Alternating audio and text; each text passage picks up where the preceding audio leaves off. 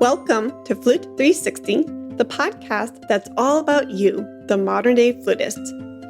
Here, we explore how everything is connected: mind, body, spirit, and flute.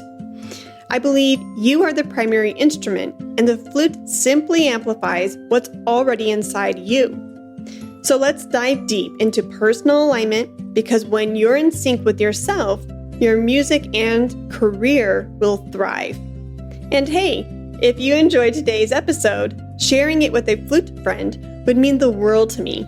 And it helps other flutists become a 360er just like you. Today's episode is episode 305, and it's titled Note to Self: Unlocking Student Success and Connection with Adrian Gordon.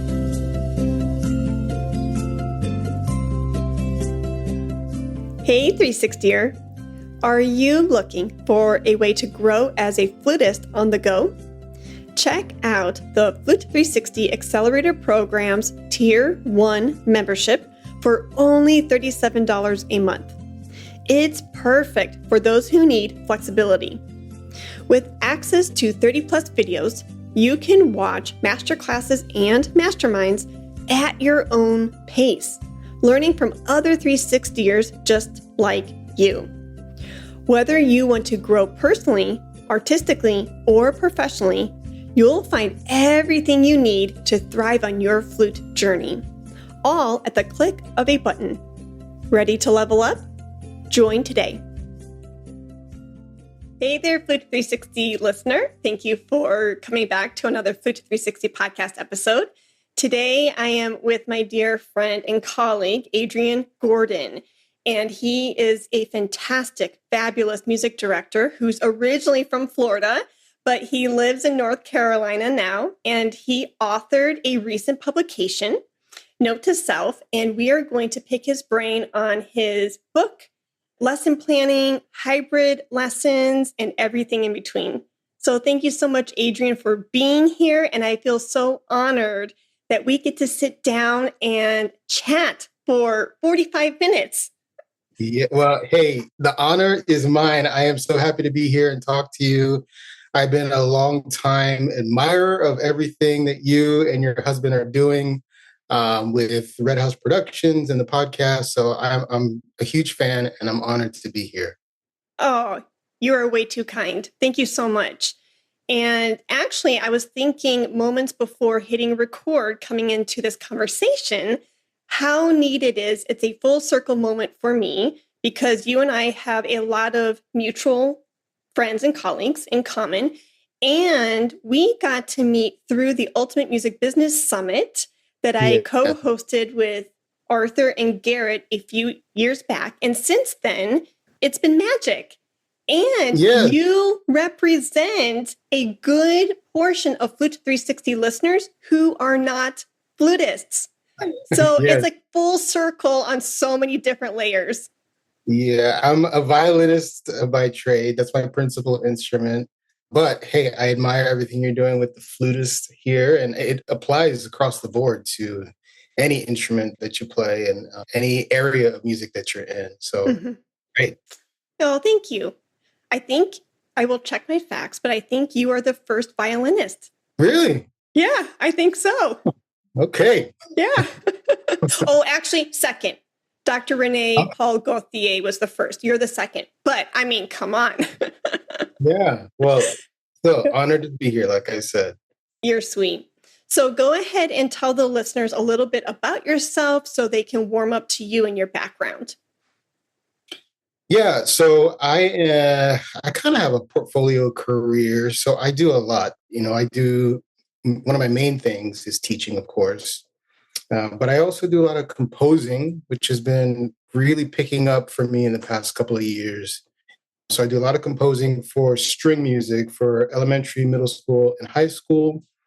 And I've been so blessed to see a lot of that music being performed throughout the country by different groups and around the world, which I am hugely honored by. And besides that, I also wrote a book. So I'm really excited about that. The book is called Note to Self: and I wrote it as a way to kind of contribute and give back to the profession. In the forward, I talk about how I want to leave the profession in better shape than I found it. And I felt that this was a great way to add something of value to the profession that really doesn't get talked about a lot in universities when you're studying music education. They teach you how to play, they teach you how to sit down in front of a class and deliver musical concepts. But there's a lot of gray area where you're dealing with faculty, other faculty members, you're dealing with administration, you're dealing with parents, you're dealing with your own insecurities and your own issues that really don't get talked about. So I felt like this book was kind of overdue to kind of slide in there and help people. So yeah, the book just came out at the end of 2022. So I'm happy to be promoting that and seeing it help people across the country, which is really exciting. And then I'm also a conductor, so I conduct quite a bit with all state groups and regional groups. So I love standing up in front of great musicians. It's always an honor to be in front of them and playing wonderful music. So that's kind of the gist of my career. And then also I'm a family man, so I have my wife and my two kids here in Charlotte, North Carolina, and yeah, they're my life. So everything I do is in support of them. So yeah, that's my life in a nutshell. Fantastic. Yeah. It's funny how at the very end you interjected, I'm a family man, because I was going to say, and he's a fantastic husband and dad. And yeah. No, Yeah. I love that. And I love your warm spirit. And I love what you said. And I'm sure that this is at the heart of a lot of Flute 360 guests, but you're the first one in 310 episodes to actually articulate this sentiment out loud. And that is, I want to leave the music industry in a better shape than how I found it. Yeah, absolutely. That's going to be my mantra on my whiteboard for the month of October 2024. That is fantastic. I love that. Yeah, I think that should really be the aim of anybody at any one of the fields or strands of music, leaving the profession in better shape than you found it. Because if not, then what else? Why are we doing it? Mm-hmm. Is it just for self-aggrandizement, or is it really to truly touch people, help people, which I think music just naturally does. So that's my thought. That's my 2 cents on it. Yeah, you have to, and I keep circling back on a daily basis, weekly basis, quarterly basis on my why, because we get so inundated with all the emails, all the communication, running around from one thing to the next, gig here, composition here. It's all great. But lately, I don't know if it's an experience thing, an age thing, I'm tired thing, but I'm finding myself more and more lately self-reflecting and stopping and doing silence and doing meditation at the top of my day every day and going and reminding myself, what am I doing? Why am I doing it? And how am I going to get there? But just circling back to that vision and mission every day, I think is crucial, at least once a week or once a month.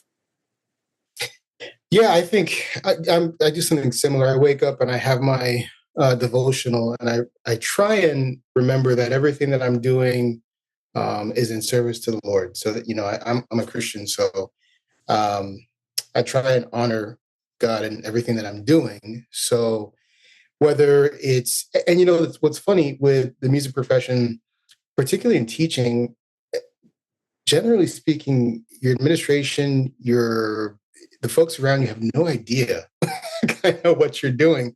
So there's a lot of leeway and you can get away with a lot of stuff. But, I think it's really important to stay honest and stay God honoring in all that you do. So that's how I kind of try to start my day, do my devotional, and then think about my why. And my why is to serve others and help people, and particularly help students in my profession. I think it's a great responsibility. And I think it builds a lot of character in young people. And I just think that music happens to be that vehicle that we can do that. Oh, definitely. Yeah. And that's the other reason why you and I have connected so well outside of music business ideas and musicality and just common ideas that you and I have. And that bind us. You are my brother in faith, and I'm a Christian too. And you and I feel like we're kindred spirits in that way, where in the few times I've seen you in person, we've gone straight to that and straight to talking about our faith. And so that's why I just love sitting down and being around you, just because of that common element. Yeah, it's important. And you don't see a lot of that in academia. So it's always nice and refreshing when you have fellow believers and you can kind of share your life experiences like that. It's important. It's important to have that kind of fellowship. But also the music component, which we can also share too. So it's been fun to get to know you over the past couple of years. Oh, thank you. Speaking of Midwest, I feel like December 2023 was yesterday. I'm not quite sure how we're almost a full year out, but how have you been since then? And have you put out any new compositions or concerts? I know you're always working, but anything that you want to highlight that's extra special for you? Yeah, since then, man, I've done quite a few things. So that was December, end of December. Mhm. Going into the new year, I did a lot of conducting, which was fantastic. And I got to conduct a brand new piece, which was kind of near and dear to my heart. The backstory with this is I moved from Miami, Florida, and that was a hard transition. And the book note to self was a great aid in that for me. But I ended up writing a piece called "A Tender Moment in Time" in that transition, and that kind of went through all the emotions of leaving family behind, leaving friends behind, leaving everything familiar behind in Miami. And then when I got here, little did I know that a few months later, and it wasn't planned at all, but my parents ended up leaving Miami and moving out to Charlotte, North Carolina. And it was such a relief. It was such a special thing to have family close by. So I ended up writing a piece in their honor. And that piece was called Array of Joy. And you can probably guess that's their names. My parents' names are Ray and Joy Gordon. So I ended up writing a piece in their honor and presenting it to them, and then also getting to premiere it after Midwest. That was probably January. So that was really special. And to have my parents there at the premiere in Murfreesboro, Tennessee, it was beautiful. So I got to do that, and I'm excited for that piece to be out. It came out in the spring, so I'm sure it's going to start filtering through programs, and I'm really excited about that. But the really cool thing about that piece was the melody came from a Ford chime. When you open the car door, it goes buddy dum, buddy dum, buddy dum. So I just took that melody and I ended up slowing it down and turned it into what's now called Array of Joy. La dee da dee da dee da dee da dee da da dee da da. So I'm really excited about that piece. And then I ended up getting to write two new pieces for a school district out in Seattle.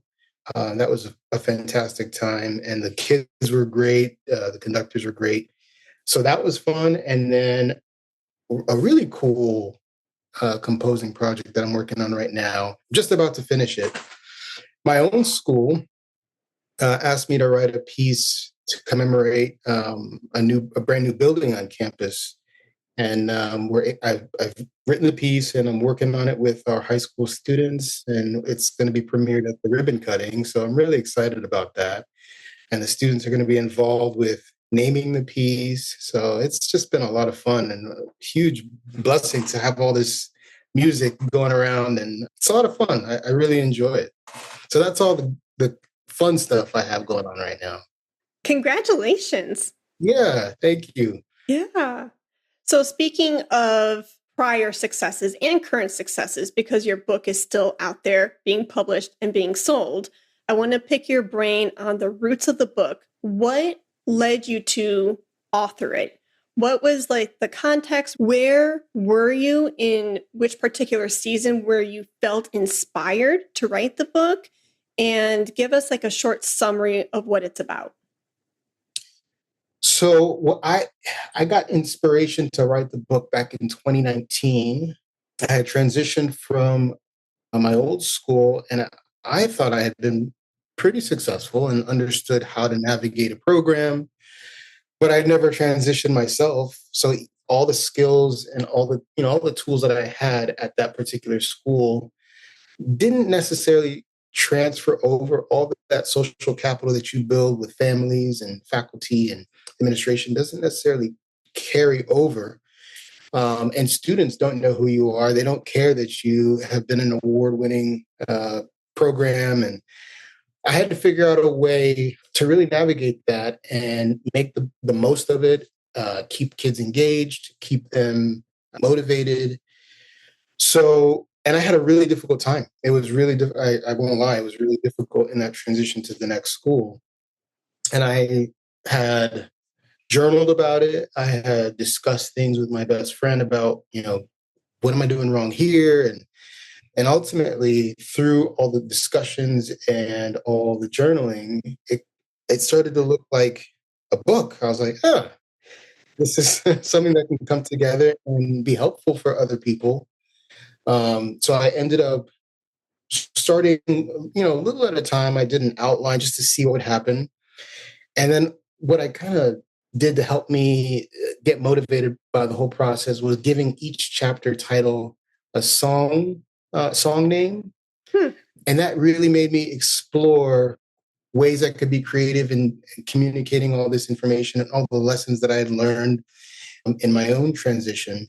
And then, of course, the pandemic hit. So my best friend and I, we were talking about, hey, let's not waste this time. Let's sit down and really be productive and fruitful here and make this time valuable.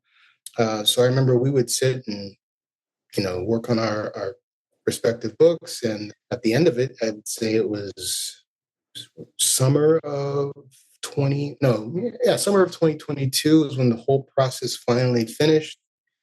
And then I was able to put it out in October. And it's just been a blessing since then. I've gotten a lot of positive feedback about teachers who have transitioned and they're using it. And I know that some of the universities are using it in their programs as well, because this, again, a lot of the stuff you don't really see in a college program. So that was the process of writing the book. And I guess it helped put things into perspective for me to work smarter instead of harder. Instead of trying to reinvent the wheel, putting things down on paper and then just using these ideas and being the most efficient conductor and educator that I could be. Yeah, I love that. Congratulations. So circling back, you mentioned you were having a difficult time in a particular season with student engagement. Can you recount, obviously without naming names, but can you recount like a specific situation or something along the lines where you're just like, oh my gosh, I want to pull out my hair. This is insane. And can you state the problem and then the solution? Like, obviously context is a thing, but I'm just trying to grasp and give some sort of nuggets to the flute teacher who may be having a really difficult time with retention or engagement or something in their studio. And I want to pick your brain so we can help them. Yeah, I mean, this won't necessarily apply to the private studio, but I can remember in my transition, I had a back to school night where I'm meeting the parents, we're talking about the expectations and what the curriculum's going to look like.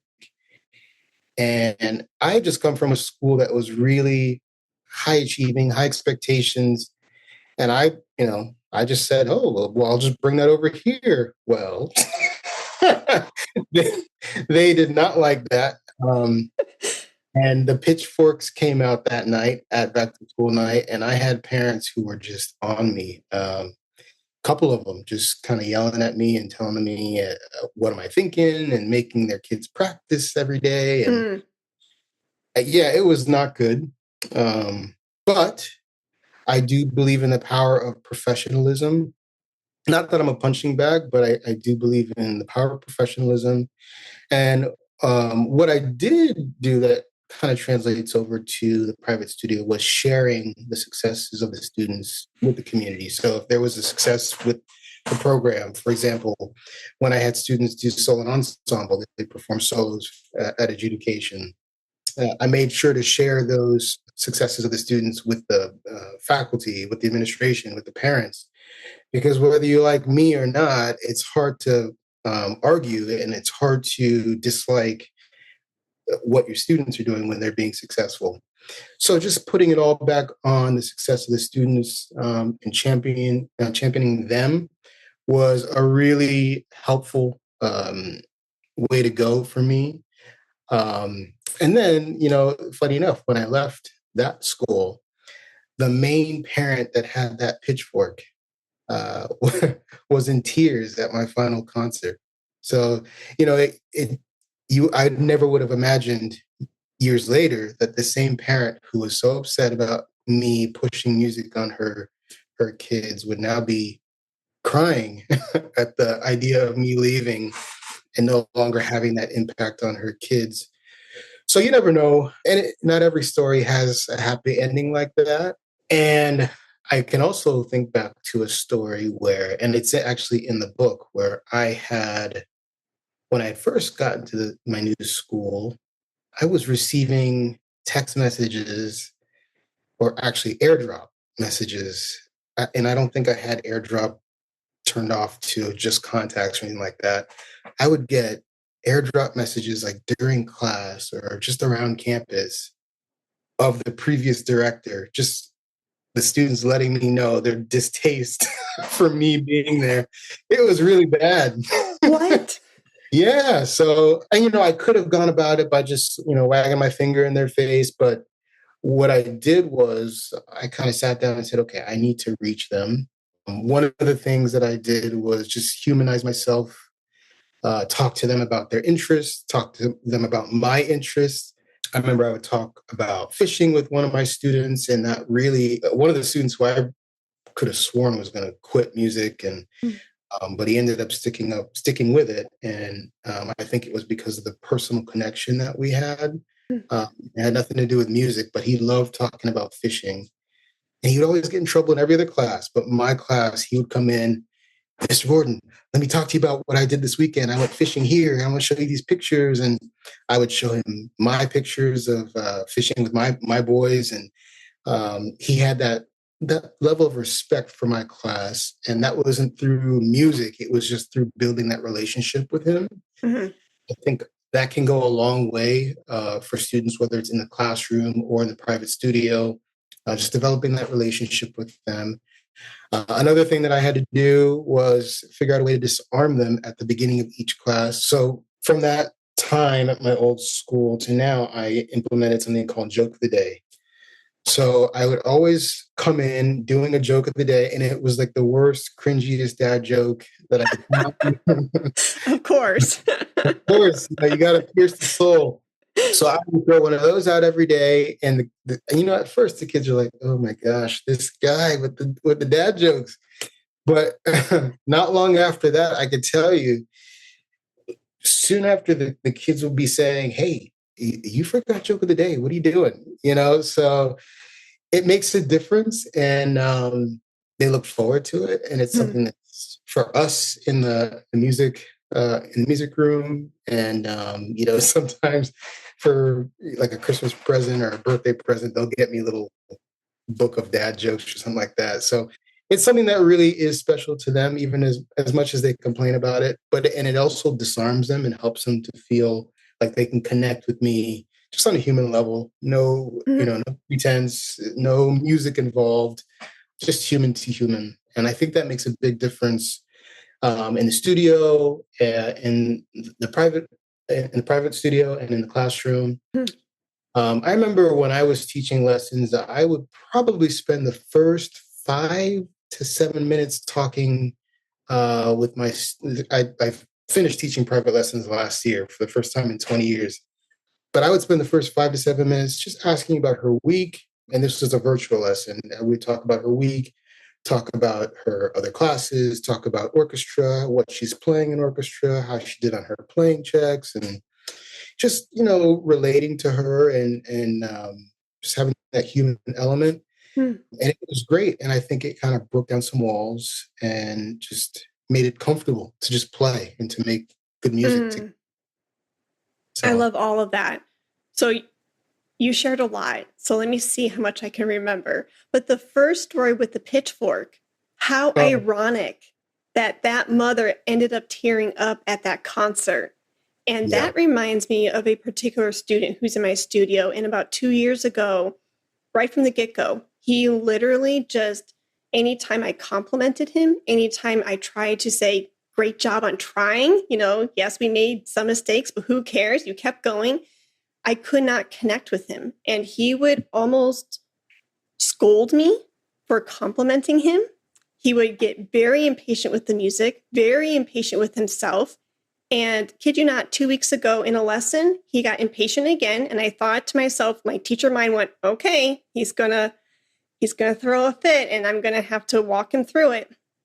Kid you not, Adrian, he stopped, he paused, he breathed for about 30, 60 seconds, opened up his eyes, looked at me, and he said, let's try that again.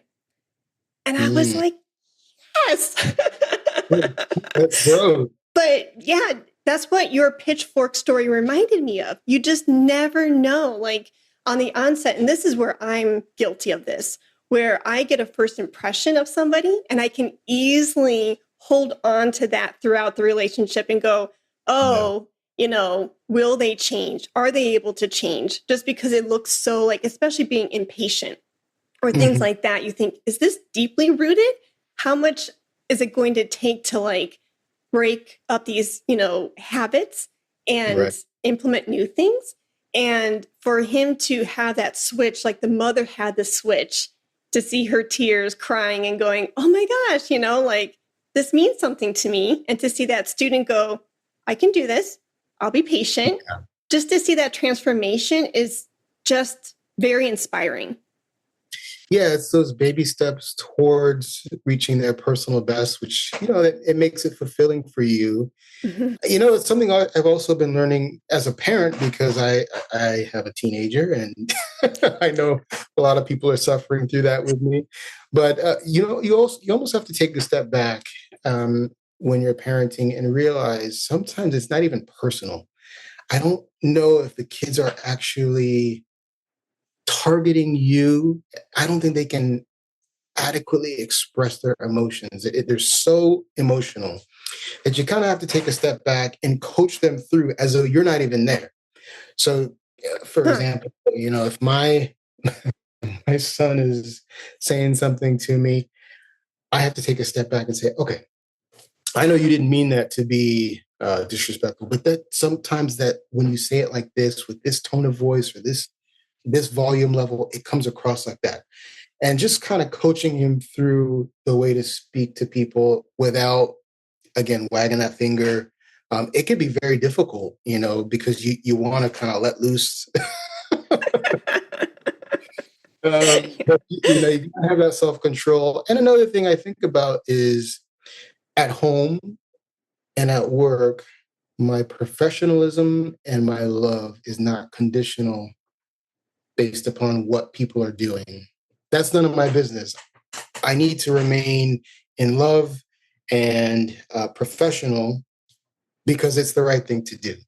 Because again, back to that morning devotional, I'm doing this to honor God, not for me. So that's a hard lesson that I'm learning right now. And just not letting it be conditional based upon what's happening, based upon what somebody said, based upon the way someone has treated me, but remaining true to who I am and who I want to be because it's the right thing to do. Yeah, I'm going to have to sit with that nugget for the rest of my life. Because there's layers to that, and it takes time to mold, right? That character and show up in that way, especially when it's difficult, especially when you are working with challenging people. But going back to the gem you offered, and that is sometimes it's not personal. That's a good reminder for all of us educators out there. Yeah, it's not personal. And sometimes just taking a step back, breathing, realizing it's not personal, and speaking softly to that person or to that student, and just in a loving way. And again, it sounds so cheesy, it sounds so cringy, but it really is effective, and it really is disarming, because ultimately you're not there to pick a fight, you're not there to argue, you're there to uplift the student, help people. And you can't do that if there's just constant conflict. Somebody's got to be bigger, and somebody's got to take that step back and say, okay, what's really at work here? And let's talk about this. It's not personal. It's not about me. And again, I'm not going to react and be the person that I want to be in that moment. Yeah. It's not going to be conditional. It's going to be based upon who I know I should be, because it's the right thing to do. I love that. Yeah. And the speaking softly element, that's a good point too. Because going back to our parallel stories, the one I shared with you, I can recount so many times me looking at him and saying, "Hun, I am here for you. I am not doing this. I'm not against you. We are doing this together. We are a team." So it makes a huge difference on the word choices you choose, the tone, the softness, the volume. I mean, body language. There's so many elements to it. But yeah, no, and fantastic. One more thing too, sorry to interrupt you, but asking questions, and I'm learning this a lot in the larger classroom setting, asking students questions. So I don't have to be the one to tell them what I want them to know, but they're coming to this on their own by answering questions. So I had a student the other day who was like, "Hey, Mr. Gordon, I want to sit up there in the front of the class." And I said, "Okay, why do you want to sit up there in the front of the class?" "Oh, because I think it'd be good." I said, "Have you sat up there before?" "Yes." "And what happened?" "I was talking a lot." "Do you think that's productive?" "No." So just the questions that grew out of him, and I didn't have to tell him, "No, I'm not going to do this because blah, blah, blah, blah, blah," which would have gone in here and out the other. These are his own words that he spoke into reality. This is why. And you're telling me why it's probably not the best idea to move you right up there to the front. So I've learned that asking a lot of questions can have a profound impact on the interaction. It can be disarming as well, and help students realize, just on their own, what they need to come to in terms of maturity in some scenarios. Yeah, that's fantastic, because they are coming up with the conclusion themselves. And that's powerful because it's their words. They thought it through. Yes, absolutely. Yeah. So speaking of students and education and really making an impact in their lives and helping them to achieve their success, whatever it is there, outside of humanizing the relationship, right? Asking questions, how else do you make it personal from you to the student relationship? Are there things that you're noticing, techniques or practices that you utilize in your rehearsals on a daily or a weekly routine, and you notice like, oh, this is a habit that I utilize and it's quite effective for me and my group? Kind of like the dad jokes or asking questions. Is there anything else that really helps your ensemble or your kids to work together as a team? Yeah, a couple things. So one of the things that I'll do is I invite the students to come in at any kind of break time. So during break or recess or lunch, before school, after school, and I make myself available to them, and I let them know, here, I'm here to help. So whatever you need, take advantage of me, and whatever you need, I'm going to do it. So that's the first thing. I think a lot of times too, in the larger ensembles, stepping down from the podium and sitting in the ensemble instead of just being up there conducting also has a pretty profound effect. It kind of personalizes it and lets them know, hey, I'm playing along with you. I'm reading this with you. I'm here with you, and I'm here to help. And so instead of kind of waving that baton around, and it's kind of impersonal sometimes. Um, and then also, I've found community events. So if you're, and this could translate if you have a private studio or if you have an ensemble. Something that I try and do every year is plan a community night where, for me, I've done pizza. I do pizza face-offs and pajamas and movie night. So get the parents involved, have the parents come in and volunteer and do some of the serving. The kids come in and we have pizza from every different kind of chain. So from, like, Pizza Hut and some of the local vendors and Domino's and all that, Papa John's. And we do a little face off and they figure out which pizza wins the taste test. And it's a lot of fun for them. And there's no pressure to get music done or to rehearse or to whatever. It's just about the connection. And I think if you want to have a cohesive ensemble or a cohesive studio, you kind of want those kids mingling together. You see it a lot in sports. Mm. Sports teams, after the game, you see the parents congregating, talking. You see them at the restaurants together afterwards. They're building community. And I think there's something that we can learn in the music profession, music education, about kind of mimicking some of those things, getting the Hmm. students together for nothing other than just to be together and have that time of fellowship and just laughing and having a good time. And I think when they do that, they become more accountable to each other. They become friends that are Mm. saying, you're letting me down. You're not doing your part. This is a team sport here. Like, if you don't practice, it's not just affecting you, it's affecting everybody else in the section and the ensemble. And in the studio, it kind of, the same way. Hey, you're not doing your part. Not that it has to be negative like that, but we're going to have our recital. We want to all be presenting our best selves, and I think it promotes accountability amongst friends and ensembles and communities. So that's one of the big things that I do, and I try and do that at least once or twice a year. And I've seen it make a big difference with all my students. Fantastic. When you said about the sports teams and how they go out and do community events or engage with each other outside of the game, it made me think Yeah. of last week. And Eric and I, we don't do this often because I make a lot of my own smoothies at home, but we went to Smoothie King and I got like this mango breeze or mango blast or whatever it's called. And we were there for 2 seconds. And then this coach comes in and he goes, "Are you guys ready?" And he's talking to the clerks. And he goes, "Are you ready? Because my team's coming in." And I was thinking, oh, okay, team. Like, I'm thinking, baseball team or little league team or something.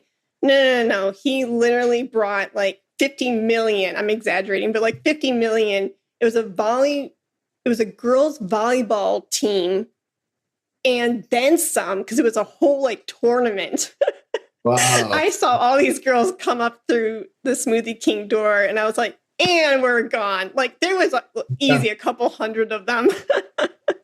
But that's a good That's no point. place for the adults, but it's a great place for those kids to connect and just have that Yeah. fellowship and laughter and just enjoy each other's time and company. I also like to do that, not just throughout the year, but after a concert. I try and make it a point to invite the parents and the students to a restaurant close by. I'll say, hey, let's just go and grab a bite, quick bite, doesn't have to be long, but just get the kids together, celebrate a good evening. And I've seen that make a difference in the community. I love seeing the parents connect. I love seeing the Hmm. kids connect. I love seeing the kids who are not in each other's ensembles connect. It's great across grade levels. Mhm. All of it's really positive, and I think that has to happen if you want to have a cohesive program. Oh, for sure. When I was teaching more full time in Fort Worth, I'm in Dallas now. But in my heyday, when my studio was the largest, it was at 60 flute students. It was Wow. great, but probably never again. Only because 60 is a lot. It is a lot. But I Yeah. say that with a lot of love. So, anyways, once a semester, I would get them all together and we would do outings at the Fort Worth Symphony Orchestra concert or Dallas Symphony Orchestra. We'd all get into cars and carpool. People would meet you there at the concert hall. We would do that together as a group, or we would do like end of semester or end of year dinner outing, go Mhm. up to Carolyn Nussbaum's flute shop for like a go-to together for viewing a flute recital, a workshop.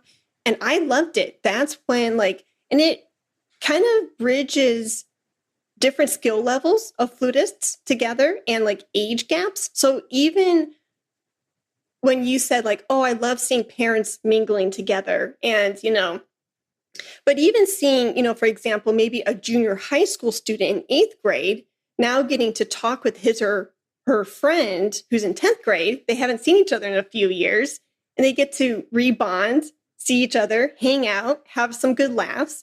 And it makes then planning for the studio recital at the end of the year a lot of fun. And you're Yeah. right, it just really builds up relationships, and it's a great way to connect, reconnect, and strengthen that program. Yeah, one of the other things now that you mention it, and I talk about this in the book, I had like a mentoring program, and I called it Orchestra Buddies, and I had the high schoolers once a week under my supervision work with the elementary kids, just on real basic principles, foundational stuff, note reading, posture, setup, stuff like that. So they would mentor those kids once a week. And it was great because at the concert, it was like the little ones were big fans of their big buddies, up on stage. And because we would do the concert combined, so the parents could see the scaffolding, how the levels just rise over the years. So that was a great way to also develop community and that bond within that program. And as the years went on, it was so nice to see as those kids aged and those other kids graduated, they were starting to pay it forward to the younger ones. So it was that pay it forward mentality. So that also helped the Orchestra Buddies or mentoring program. And I think that could probably work in a studio setting if you had like group lessons, and especially if a lot of students need volunteer hours, I guess, to graduate. So if that's something that is worthwhile for them, they could do something like that and really be helping another student, kind of solidifying and reinforcing their own understanding and their own knowledge. But yeah, I think that that's worthwhile for kids. Yeah. I love all of your different creative solutions. It's like, we have a problem. Here's the solution. Try this. Ask questions. No, that's fantastic. So, as well, as your friend, I could sit here and talk with you for a gazillion hours. But at the same time, I want to respect your time. And with that being said, is there anything that you want to leave the conversation with? Some sort of gem, nugget, something you've been observing in your life? I know it's a blanketed question, but I just want to put a beautiful bow on this conversation and let you feel fulfilled rather than me pulling the rug out from underneath you and saying, and we're done. Well, this is kind of nerdy, but I'm a huge Rocky fan. And I just love some of the lines in there. I think they're so powerful. But one of the lines that I love comes from the sixth installment, where he's talking to his son. And would you mind if I read that quote to you? Go for it. Okay. It says, "The world ain't all sunshine and rainbows. It's a very mean and nasty place, and I don't care how tough you are, it will beat you to your knees and keep you there permanently if you let it. You, me, or nobody's going to hit as hard as life. But it ain't about how hard you hit. It's about how hard you can get hit and keep moving forward. How much you can take and keep moving forward. That's how winning is done." I just love that line. That makes me want to go for it every single time. Every time I feel disappointed, I didn't get my way with something, something's not going right in my professional life. I read that quote and it lights a fire under my butt. So I hope that inspires other people just the same. It inspired me. Yeah. I'm going to have to replay. And you said it with such a soothing voice. It was so relaxing. So I'm going to have to hit replay and listen to that over and over again because it is very motivational.